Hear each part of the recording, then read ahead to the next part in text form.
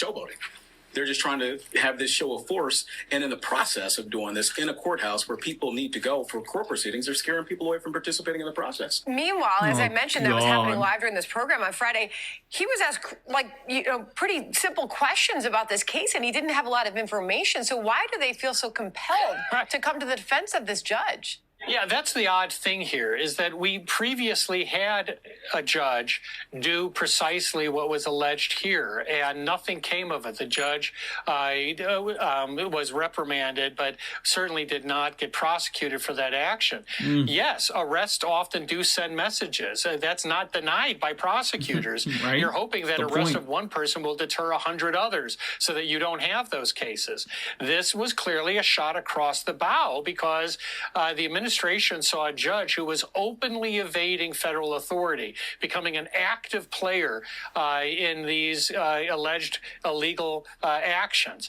And they decided to draw a line right here because she stepped over the line of between being a judge and being an alleged participant in a criminal act. Finally, I want to get the words of President Trump on the Wisconsin judge arrest. This was during an Air Force One gaggle yesterday. President Trump, listen. I think the whole thing is horrible with judges, with what's going on, and they shouldn't be doing that. That's very dangerous territory.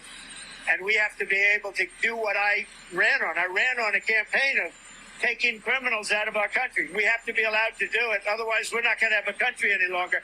And the polls show, as Mark Meredith was noting earlier at the White House, that he's got a lot of support for what he's doing.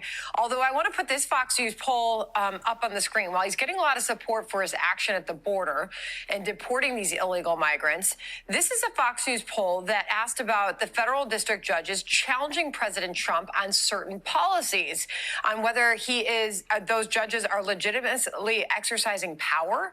About 58% of them said so, Jonathan. Those who said that they are unlawfully interfering was a third, about 33%. So what does that tell you?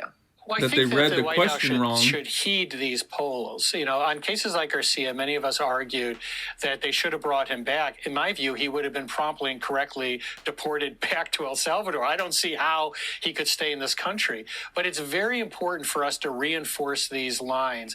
You have to comply with court orders. You can appeal them. In the same way, judges like Dugan are allowed to use their courtrooms to deal with matters before them. They can issue orders. They can bring in people to give testimony. What they can't do is get down from the bench and become part of the alleged crime.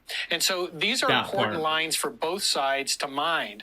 And with that, we can develop that mutual respect that we need between our branches.